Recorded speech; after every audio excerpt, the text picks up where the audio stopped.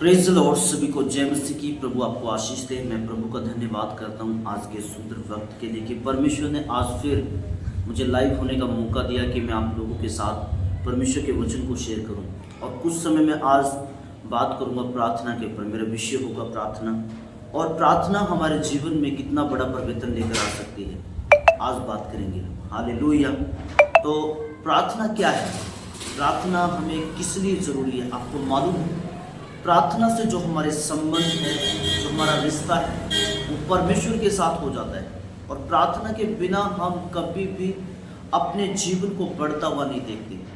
देखिए, जब हम प्रार्थना में अपना जीवन व्यतीत करते हैं तो जो परमेश्वर का वचन है वो अच्छे तरीके से काम करता है।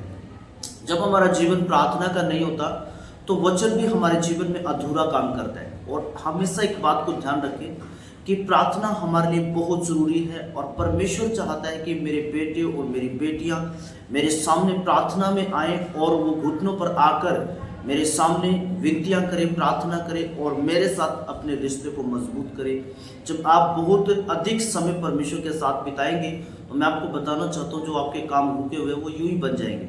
आपको ज़्यादा मेहनत करने की ज़रूरत नहीं पड़ेगी। और मैं आपको बताना चाहता हूँ, जिन लोगों को ज़्यादा मेहनत करने की ज़रूरत पड़ती है वो कौन लोग हैं? जो ना तो प्रार्थना करते हैं ना उपवास करते हैं। लेकिन आज जो मेरा विषय होगा स्पेशल, वो होगा प्रार्थना।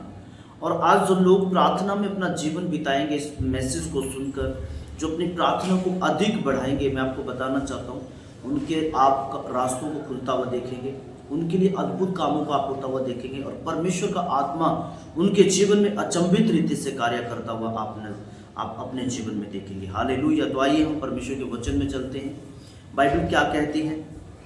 परमेश्वर के वचन के बिना हम कुछ भी सीख नहीं सकते हैं। आइए हम वचन में चलते हैं डायरेक्ट, क्योंकि शैतान किस चीज़ से डरता है? मैं हर वीडियो में बोलता हूँ, शैतान एक ही चीज़ से डरता है, जब बाइबल खुलती है, जब वचन खुलता है। जब आपके हृदय में परमेश्वर का वचन खुलेगा, आपके हृदय में जब आप परमेश्वर का वचन बोलना शुरू करेंगे तो शैतान उससे घबराता है, थरथराता है, डरता है। हालेलुया। तो आज से परमेश्वर का वचन आपके अंदर बहुत ऐसे कार्य करता होना चाहिए। तो आइए निकाल दें मेरे साथ मत्ती रचित सुसमाचार उसका 6 अध्याय उसकी 5 आयत मैं आपके साथ पढ़ूंगा। यहाँ पे लिखा है, जब तू प्रार्थना करे तो कपटियों के समान ना हो, क्योंकि लोगों को दिखाने के लिए आराधनालयों में सड़कों के मोड़ों पर खड़े होकर प्रार्थना करना उनको अच्छा लगता है। मैं तुमसे सच कहता हूँ कि वे अपना प्रतिफल पा चुके हैं।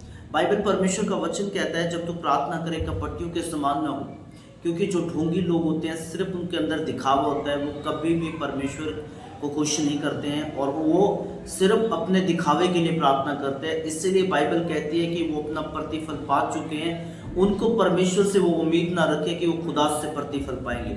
उनको मोड़ों पे खड़े होकर अच्छा लगता है, आराधनालयों में अच्छा लगता है, लेकिन उनका गुप्त रिलेशन किसी भी तरीके से परमेश्वर के साथ नहीं होता है।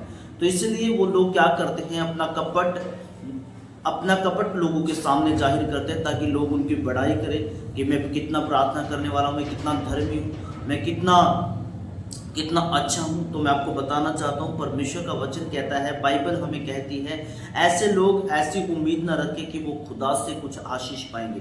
तो परमेश्वर का वचन कहता है कि हमें कपटियों के समान, उन ढोंगियों के समान, उन लोगों की तरह प्रार्थना नहीं करनी है। हमें वैसी प्रार्थना करनी है जैसा खुदावंद परमेश्वर का वचन हमें कहता है। और अगर आप 6 आयत को पढ़ेंगे, वहां पे लिखा है, जब तू प्रार्थना करे तो अपनी कोठरी में जा और द्वार बंद करके अपने पिता से जो गुप्त में है प्रार्थना कर, तब तेरा पिता जो गुप्त में देखता है तुझे प्रतिफल देगा।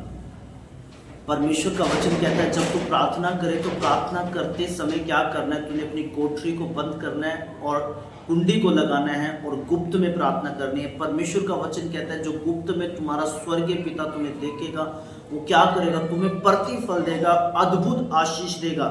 और ऐसी आशीष देगा जो आपने कभी अपनी जिंदगी में सोची नहीं होगी, कभी भी।